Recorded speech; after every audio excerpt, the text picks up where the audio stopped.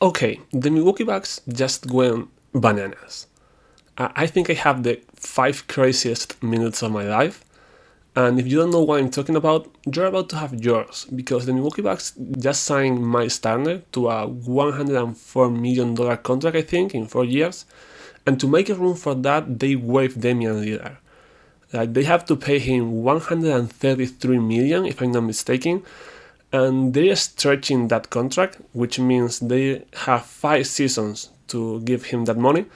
But that money is still on the books. That still counts on the salary cap. But since they're stretching it, they had the room to sign Myles Turner, who becomes the newest center of the Milwaukee Bucks. That was wild. I think he has to be the most expensive wave in the NBA history, basically.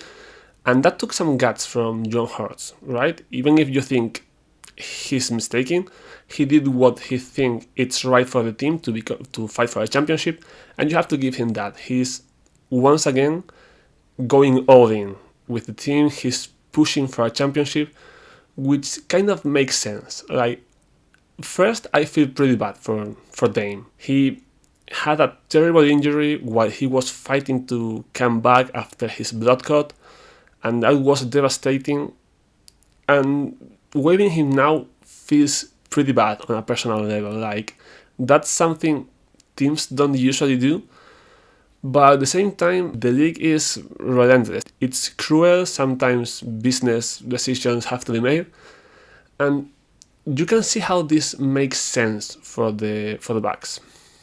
Dame was going to be out for most, if not all, the next season, so you just will be wasting one more year of Giannis prime, and you can just afford that. And if there's a year to just go crazy and go all in, this feels like it, right? Like, the Celtics seems to be taking a step back with Tatum being injured and some trades to save money. The Pacers won't likely be a contender either because Halliburton is also injured.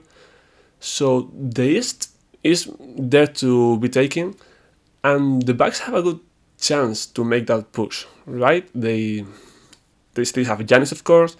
Myles Turner looks like a perfect fit. He has basically the same things Brook Lopez bring.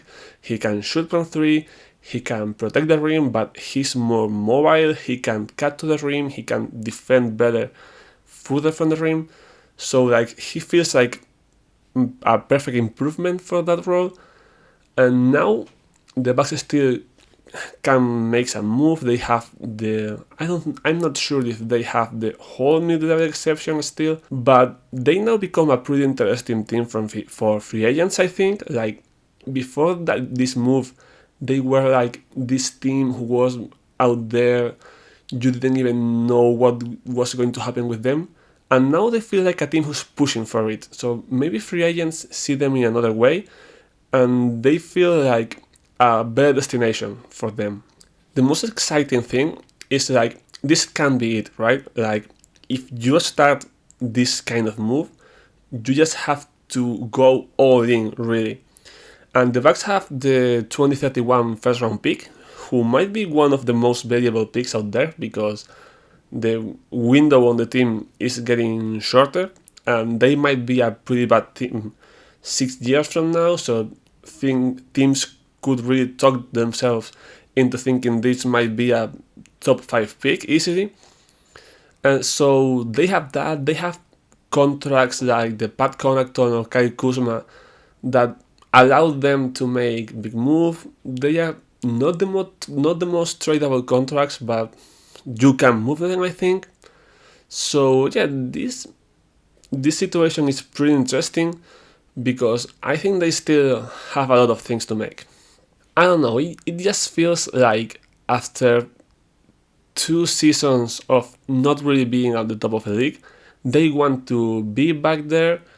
I've seen reports that said Giannis is pretty upset with Dame being waived, but I feel he had to know, right? Like, the Bucks would have never done that if Giannis is 100% against it. So I guess he feels bad for his teammate, but he understands this might be the right move if you want to fight for a championship in 2026. So yeah, I think it's crazy, it's bold, it could go either direction, but you like to see your team going all in that way. People thought like, yeah, trade Giannis, there's no way to reassemble this team into a contender.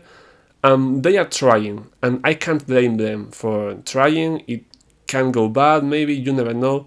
You never know. There's no sure bet on the NBA. So you just have to try. The East is incredibly open. So let's see what happens, because this feels like the Milwaukee Bucks want to be a number one team again.